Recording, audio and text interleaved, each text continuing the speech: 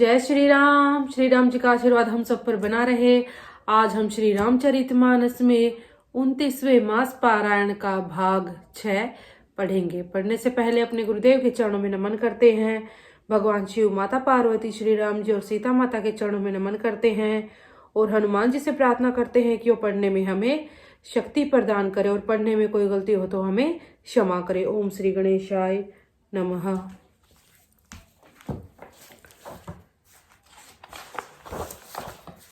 लोग जहां तहां श्री रघुनाथ जी के गुण गाते हैं और बैठकर एक दूसरे को यही सीख देते हैं कि शरणागत का पालन करने वाले श्री राम जी को भजो। शोभाशील रूप और गुणों के धाम श्री रघुनाथ जी को भजो। कमल नयन और सांवले शरीर वाले को भजो। पलक जिस प्रकार नेत्रों की रक्षा करते हैं उसी प्रकार अपने सेवकों की रक्षा करने वाले को भजो। सुंदर बाण, धनुष और तरकस धारण करने वाले को भजो। संत रूपी कमल वन के खिलाने के लिए सूर्य रूप रणधीर श्री राम जी को भजो। काल रूपी भयानक सर्प के भक्षण करने वाले श्री राम रूप गरुड़ जी को भजो। निष्काम भाव से प्रणाम करते ही ममता का नाश कर देने वाले श्री राम जी को भजो। लोभ मोह रूपी हरिणों के समूह के नाश करने वाले श्री राम रूप किरात को भजो। कामदेव रूपी हाथी के लिए सिंह रूप तथा सेवक को सुख देने वाले श्री राम को भजो। संशय और शोक रूपी घने अंधकार के नाश करने वाले श्री राम रूप सूर्य को भजो। राक्षस रूपी घने वन को जलाने वाले श्री राम रूप अग्नि को भजो। जन्म मृत्यु के भय को नाश करने वाले श्री जानकी जी समेत श्री रघुवीर को क्यों नहीं भजते। बहुत सी वासनाओं रूपी मच्छरों को नाश करने वाले श्री राम रूप हिमराशि अर्थात बर्फ के ढेर को भजो। नित्य एक रस अजन्मा और अविनाशी श्री रघुनाथ जी को भजो। मुनियों को आनंद देने वाले, पृथ्वी का भार उतारने वाले और तुलसीदास के दयालु स्वामी श्री राम जी को भजो। इस प्रकार नगर के स्त्री पुरुष श्री राम जी का गुणगान करते हैं और कृपा निधान श्री राम जी सदा सब पर अत्यंत प्रसन्न रहते हैं। काकभूषणी जी कहते हैं, हे पक्षीराज गरुड़ जी, जब से राम प्रताप रूपी अत्यंत प्रचंड सूर्य उदित हुआ तब से तीनों लोकों में पूर्ण प्रकाश भर गया। इससे बहुतों को सुख और बहुतों के मन में शोक हुआ। जिन जिन को शोक हुआ उन्हें मैं बखान कर कहता हूँ। सर्वत्र प्रकाश छा जाने से पहले तो अविद्या रूपी रात्रि नष्ट हो गई।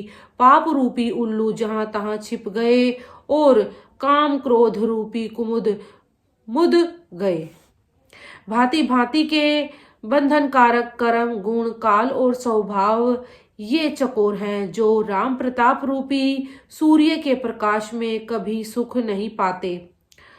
मत्सर, मान, मोह और मद रूपी जो चोर हैं उनका हुनर अर्थात कला भी किसी और नहीं चल पाता। धर्म रूपी तालाब में ज्ञान विज्ञान ये अनेकों प्रकार के कमल खिल उठे। सुख, संतोष, वैराग्य और विवेक ये अनेकों चकवे शोक रहित हो गई।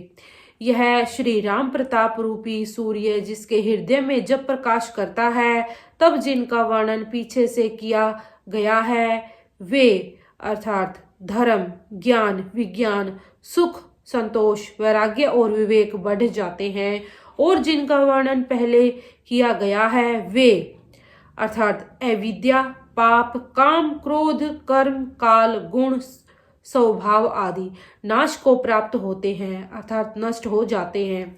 एक बार भाइयों सहित श्री रामचंद्र जी परम प्रिय हनुमान जी को साथ लेकर सुंदर उपवन देखने गए। वहां के सब वृक्ष फूले हुए और नए पत्तों से युक्त थे। सुअवसर जानकर सनकादिक मुनि आए जो तेज के पुंज, सुंदर गुण और शील से युक्त तथा सदा ब्रह्मानंद में लवलीन रहते हैं। देखने में तो बालक लगते हैं परंतु है बहुत समय के।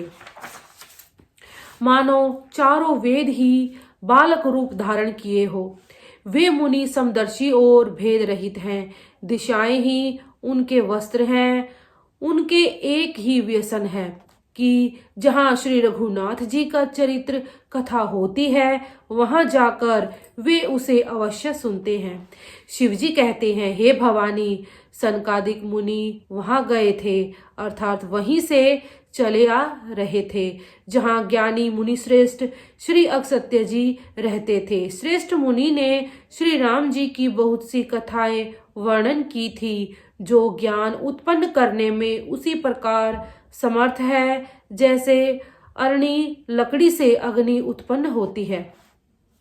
सनकादिक मुनियों को आते देखकर श्री रामचंद्र जी ने हर्षित होकर दंडवत की और स्वागत पूछकर अर्थात कुशल पूछकर प्रभु ने उनके बैठने के लिए अपना पीताम्बर बिछा दिया। फिर हनुमान जी सहित तीनों भाइयों ने दंडवत की। सबको बड़ा सुख हुआ। मुनि श्री रघुनाथ जी की अतुलनीय छवि देखकर उसी में मग्न हो गए। वे मन को रोक न सके। वे जन्म मृत्यु के चक्र से छुड़ाने वाले श्याम शरीर, कमल नयन, सुंदरता के धाम श्री राम जी को टकटकी लगाए देखते ही रह गए। पलक नहीं मारते और प्रभु हाथ जोड़े सिर नवा रहे हैं। उनकी प्रेम विह्वल दशा देखकर उन्हीं की भांति श्री रघुनाथ जी के नेत्रों से भी प्रेमाश्रुओं का जल बहने लगा और शरीर पुलकित हो गया। तदंतर प्रभु ने हाथ पकड़कर श्रेष्ठ मुनियों को बैठाया और परम मनोहर वचन कहे। हे मुनीश्वरों, सुनिए, आज मैं धन्य हूँ। आपके दर्शनों से ही सारे पाप नष्ट हो जाते हैं। बड़े ही भाग्य से सत्संग की प्राप्ति होती है जिससे बिना ही परिश्रम जन्म मृत्यु का चक्र नष्ट हो जाता है। संत का संग मोक्ष अर्थात भव बंधन से छूटने का और कामी का संग जन्म मृत्यु के बंधन में पड़ने का मार्ग है। संत, कवि और पंडित तथा वेद पुराण आदि सभी सदग्रंथ ऐसा कहते हैं। प्रभु के वचन सुनकर चारों मुनि हर्षित होकर पुलकित शरीर से स्तुति करने लगे। हे भगवान, आपकी जय हो। आप अंतर रहित, विकार रहित, पाप रहित, अनेक अर्थात सब रूपों में प्रकट एक अद्वितीय और करुणामय है। हे निर्गुण, आपकी जय हो। हे गुण के समुद्र, आपकी जय हो, जय हो। आप सुख के धाम, अत्यंत सुंदर और अति चतुर हैं। हे लक्ष्मीपति, आपकी जय हो। हे पृथ्वी के धारण करने वाले, आपकी जय हो। आप उपमा रहित, अजन्मा, अनादि और शोभा की खान है। आप ज्ञान के भंडार, स्वयं मान रहित और दूसरों को मान देने वाले हैं। वेद और पुराण आपका पावन सुंदर यश गाते हैं। आप तत्व के जानने वाले, की हुई सेवा को मानने वाले और अज्ञान का नाश करने वाले हैं। माया रहित आपके अनेकों नाम हैं और कोई नाम नहीं है, अर्थात आप सब नामों के परे हैं। आप सर्व रूप हैं, सब में व्याप्त हैं और सबके हृदय रूपी घर में सदा निवास करते हैं। अतः आप हमारा परिपालन कीजिए। राग द्वेष, अनुकूलता, प्रतिकूलता, जन्म मृत्यु आदि द्वंद्व, विपत्ति और जन्म मृत्यु के जाल को काट दीजिए। हे राम जी, आप हमारे हृदय में बसकर काम और मद का नाश कर दीजिए। 29वां मास पारण आज हम यहीं तक पढ़ेंगे। इसी के साथ बोलते रहिए जय श्री राम।